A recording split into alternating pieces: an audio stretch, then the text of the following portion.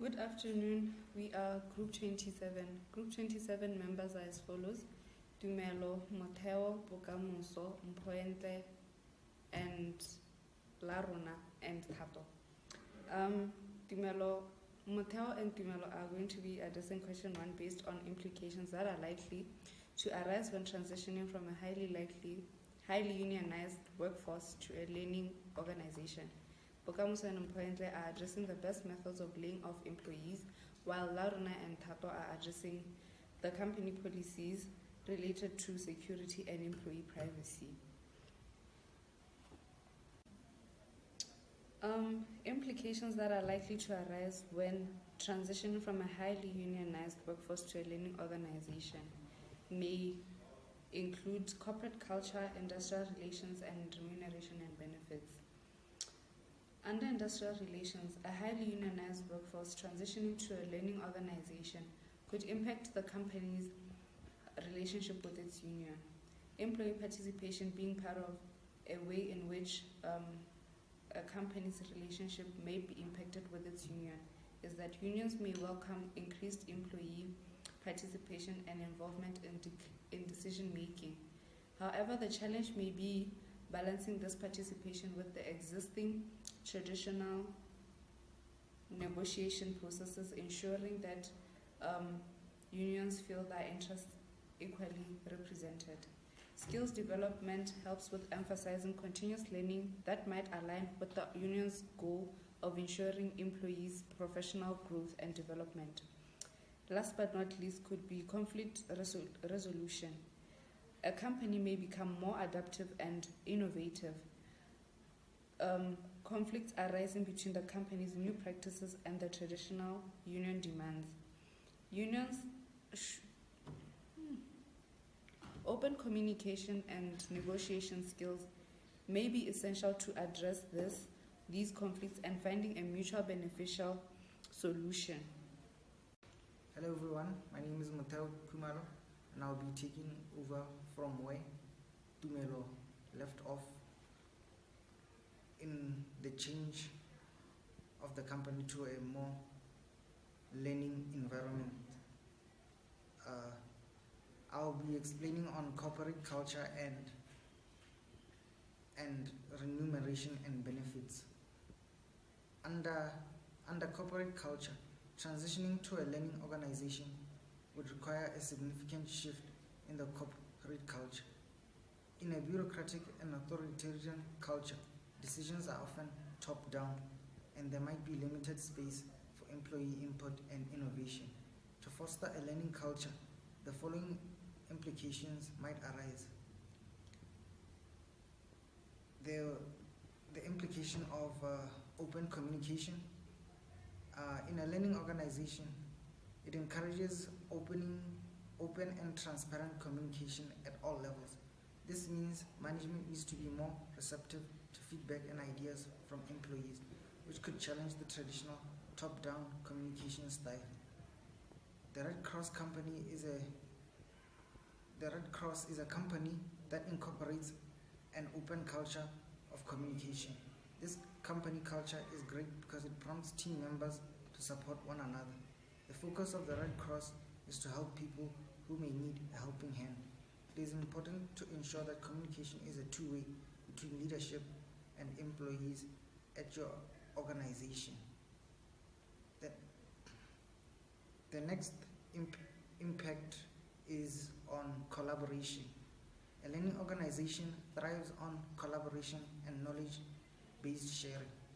Encouraging cross-functional collaboration might require breaking down silos and fostering teamwork across departments, which could be a cultural shift from the hierarchical structure. Adaptability. Learning organizations prioritize adaptability and agility. This might necessitate a willingness to change processes, strategies, and even structures, which could be challenging in a culture accustomed to stability and hierarchy. If a company cannot adapt adequately, then eventually it will die out. An example of this is the mobile phone company BlackBerry. The introduction of the Apple iPhone, which BlackBerry didn't take seriously, caused a loss of market share BlackBerry couldn't recover from. More competitors eventually entered the smartphone space, eventually crowding BlackBerry out. This eventually caused the company to die out due to not being able to compete in the market. Okay. Good day, my fellow colleagues. I'm Pointless Sabalo, and my partner and I will be addressing the analogy between the two suggested methods, layoff methods of the seniority and the performance-based method. Seniority basically means the last employees to be hired are the first ones to be let go of. It is the simplest method to use, and employee training costs are cut, and there's no risk in age discrimination suits. The limitations: employee with the most seniority may not be the best performer after all. There's less motivation among employees to excel. An example of a company that has used this method is Ford in 2008, when they offered early retirement benefits for long-serving employees. With performance-based methods, it prioritizes results of employees from their efforts, which leads to greater profits of the organization. The benefit is it removes poorly performing employees, and valuable workers are not lost. The limitation is it is subjected to biasness, as information is not always objective, and they are risk to legal liability, and it is more time consuming. An example of a company that has used this method and still uses this method is Google. As they evaluate their employees based on their performance and innovative contributions and alignment with the company objectives, those who are consistent are more likely to be conserved in the company. Thank you.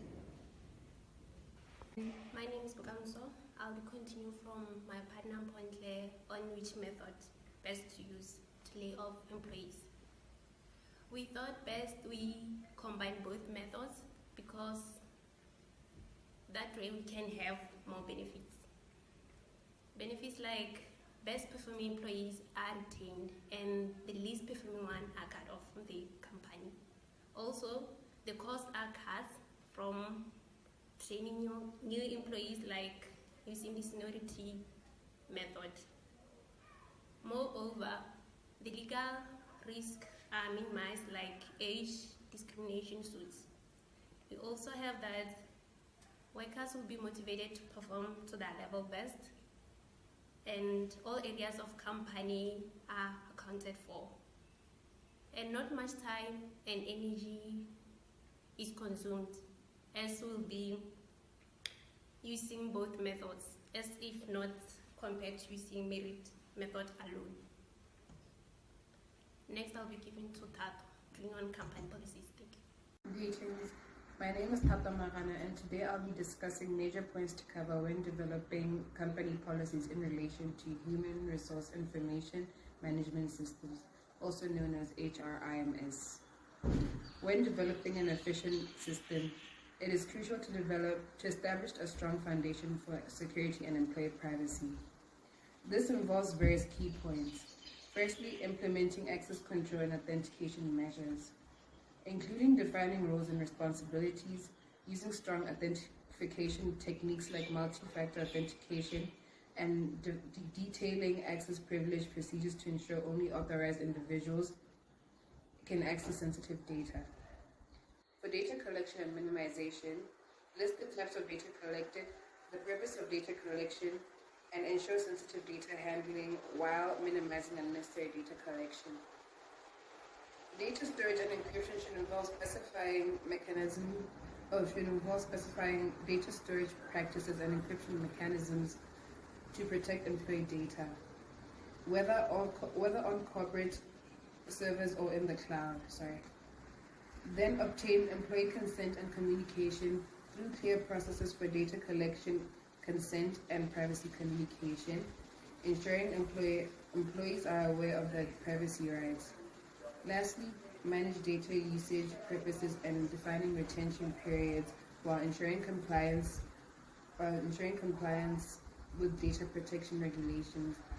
These policies will establish a secure and transparent environment for handling sensitive employee data within the HRIMS systems.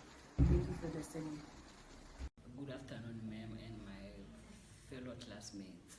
I'm here to talk to you about the challenges a committee can face when they are developing company policies relating to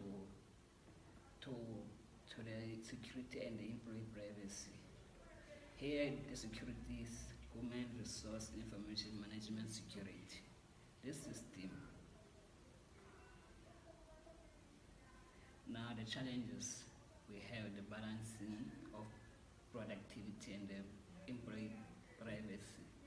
First, when you introduce those policies to a company, it can be difficult for a committee to do so because it's gonna cause some changes in the productivity too, since the employees will be focusing on those policies and to make sure that they follow them, they use them effectively.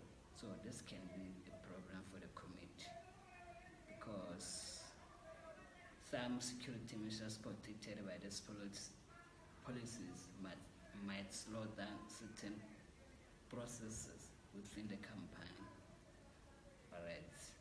Now the second challenge we have the emerging technology. Now this here will be a difficult or a challenge to the committee because when the committee try to develop these policies, they are likely to have security maintenances, which will be done through technology. But as technology increases or evolves, there's going to be new features that will be integrating with the capabilities of the security maintenances, and this can be challenging for the committee. Now we have the legal and the regulatory compliance. Since we know these policies will be protected by the data protection laws such as CCPA, GDPR, and etc., which can be complex and have jurisdiction. It can be challenging to keep up with those laws for the employees and also the committee to make sure that the employees will have to follow those laws, and this will also be hard. Also, and lastly, we have the employee compliance and training. Like, if employees are not well complying to these policies, it can be challenging for the committee since there will be many of them to teach and also to show them how to use and follow these policies effectively. And this can be a difficult